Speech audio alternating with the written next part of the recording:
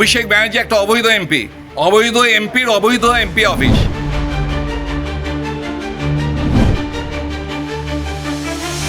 রাতারাতি একটা বেকারিকে পুড়িয়ে, সেই বেকারিটাকে পুড়িয়ে ওই 4 তলা অবৈধ বিল্ডিংটা করে, যার কোনো পারমিশন ছিল না, এবং ওই জমিটা কেনা হয় লিভস অ্যান্ড মাউন্টসদের নামে, যেটা হাইকোর্টের থেকে সিজ করা আছে ওই জমিটা। আমাদের বাড়ি থেকে বেরোতে দেওয়া হতো না, মার ধর আমাদের কি অত্যাচার করেছে এই সেই জায়গা। শুধু অবৈধ কাজেরই ঘাঁটি এটা। এটাকে আজকে প্রশাসনের পক্ষ থেকে ভেঙে দেওয়া হচ্ছে।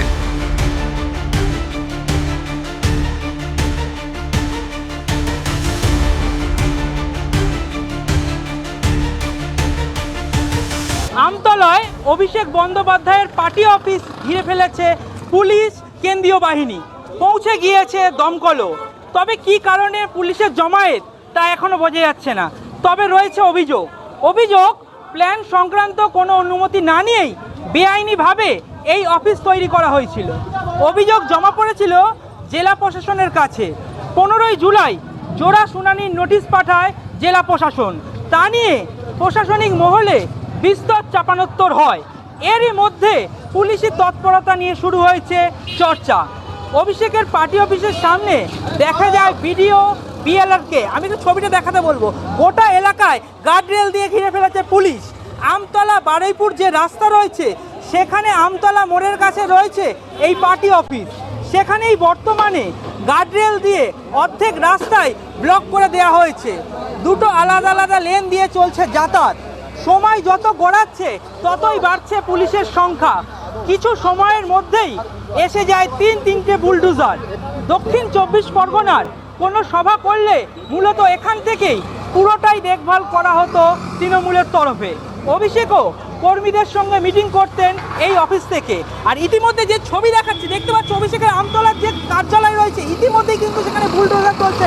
দেখাতে বলবো সেই ছবি। দেখতে পাচ্ছি যেমন এখানে কেন্দ্রীয় বাহিনী মোতায়েন করা রয়েছে, এবং এই যে আমতলা বারুইপুর রোড, সেখান থেকে যে দুটো লেন রয়েছে পুরোপুরি গার্ডরেল দিয়ে ঘিরে ফেলা হয়েছে, এবং এখানে কিন্তু বিশাল পুলিশ বাহিনী মোতায়েন করা রয়েছে। পাশাপাশি রয়েছে কেন্দ্রীয় বাহিনী, এবং যে ছবি ইতিমধ্যেই দেখাচ্ছে কিন্তু যে বুলডোজার অভিষেকের সেই যে কার্যালয়, সেটা কিন্তু একদম ঘিরে ফেলা হচ্ছে। ইতিমধ্যেই যে ছবি দেখা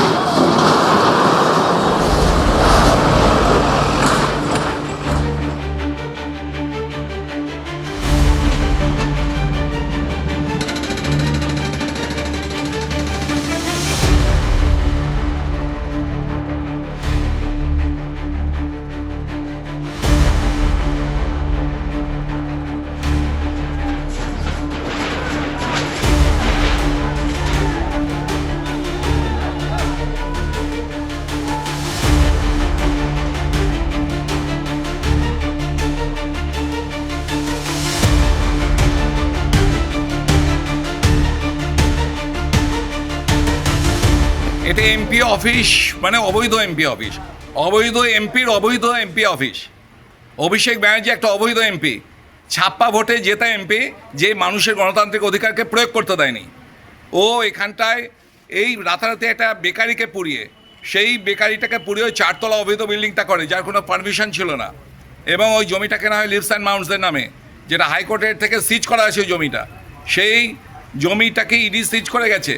সেই জমিটার বিল্ডিংটা একটা অবৈধ, সেইটাকে আজকে প্রশাসনের পক্ষ থেকে ভেঙে দেওয়া হচ্ছে।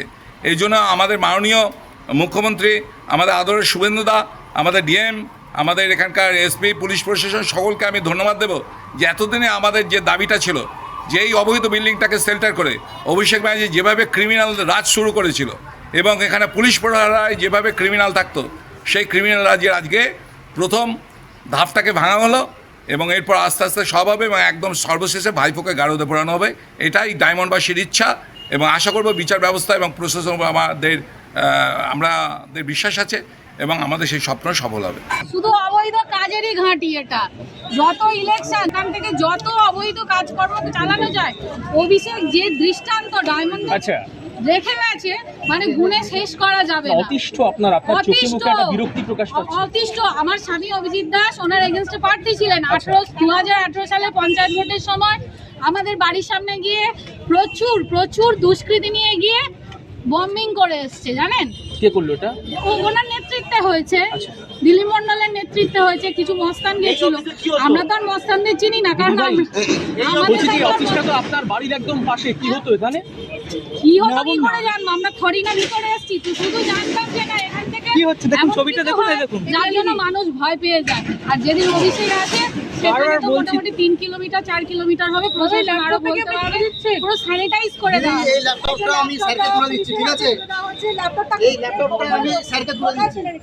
এটা উপর থেকে দেওয়া হয়েছিল, আমি স্যারকে দিয়ে দিচ্ছি। উপর থেকে কেউ কার্যকর্তা দিয়েছিল, যেটা আমি ঘুরিয়ে পেয়েছি। এটা এই মুহূর্তে পাবলিক কেউ দিয়ে আমরা চিনি না, আমি এটা স্যারের হাতে তুলে দিচ্ছি। এদিকে ঘুরে একটু বলুন। এই ল্যাপটপটা আমি উপর থেকে কেউ দিয়েছিল, যেটা আমি ঘুরিয়ে পেয়েছি। এই মুহূর্তে আমি আমাদের বিষ্ণুপুর থানার যে স্যার রয়েছে, এই স্যারের হাতে আমি এটা তুলে দিচ্ছি, ঠিক আছে? তো আপনি কেন ল্যাপটপটা পারলেন? আপনি ল্যাপটপটা আপনি কেন পারলেন? এই অফিসে আপনারা কি এখানে পুলিশ থাকতে আপনি পারলেন কেন? না উনি পারেনি।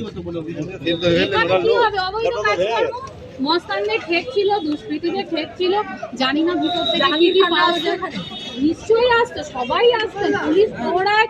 এই অফিস তো ছিল প্রশাসনের প্রহরায় ছিল, দিন রাত পাহারা দিয়ে এটা এতে ছিল। মানে কি যে এর মধ্যে যক্ষের দন আছে আর কি যে আছে, খুললে হয়তো দেখো যত পুলিশ মোটামুটি থাকতো এখানে। হ্যাঁ, গোটা 50 তো হবেই, সবসময় থাকতো। আর যেদিন তো এমপিটা আসলো না, সেদিন তো আর বলার কথাই ছিল না। যাতায়াতের সমস্যা তো, আপনারা তো স্থানীয় বাসিন্দা। হ্যাঁ, হাঁটতে হতো। এখানে আসলে কোন এমপিকে আপনি দেখেছেন যে কোথাও গেলে সেখানে জ্যামার বসিয়ে দেওয়া হয়? আপনি কল করতে করতে যাবেন, আপনার ফোন এখানে এসে ডিসকানেক্ট হয়ে যেত। মানে এত কিছু, ও যে কিসের ভয় ছিল না কি করতে চাইতো ওই জানে। আমাদের বাড়ি থেকে বেরোতে দেওয়া হতো না, মার ধর, আমাদের কি অত্যাচার করেছে এই সেই জায়গা। আজকে এখান থেকে উদ্ধার, আমরা আজকে বিপদ তরণের দিনে এই বিপদের খানিটাকে উপড়ে দেওয়া হবে। আমরা সেই মানুষ সাথে ছিলাম, এই সেই জায়গায় যেখানে তৈরি হতো শাহজাহান, জাহাঙ্গীর, যারা অবৈধ একটা সন্তান তৈরি করেছিল এই পশ্চিম বাংলা জুড়ে রাজত্ব করার জন্য। বাবর থেকে ঔরঙ্গজেবের জন্ম এই অফিসটা থেকে, যার জন্য আজ এই সমাজ, আজ আমাদের এই পশ্চিম বাংলার রসাতলে চলে গেছে। এটাকে সবার আগে দরকার, এখান থেকে জানতে হবে। কারণ অবৈধ একটা জায়গা, আমরা যারা ডায়মন্ড হারবার আছি, অবৈধ সন্তানের জন্ম হয়েছে কি পরিমাণ অত্যাচার এখানে এখান থেকে শাহজাহান, আমাদের উপরে করা হয়েছে। জাহাঙ্গীর এদের মতো জন্মগ্রহণ করেছে। আমরা যা শুনে বলে বোঝাতে পারবো না। ভারত মাতা কি, ভারত মাতা কি। নির্বাচনের ফল ঘোষণার পর রাজ্যের বিভিন্ন এলাকায় রাজনৈতিক সংঘর্ষ, হামলা, ভাঙচুর এবং দলীয় কার্যালয় দখলের অভিযোগ সামনে এসেছে।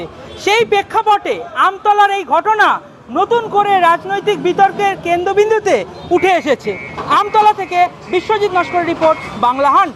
আরো ভালো ভালো খবর দেখতে সাবস্ক্রাইব করুন বাংলা হান্টের ইউটিউব চ্যানেল। বাংলা হান্টের আরো খবর দেখতে নজর রাখুন। বাংলা খবর মানেই বাংলা হান্ট।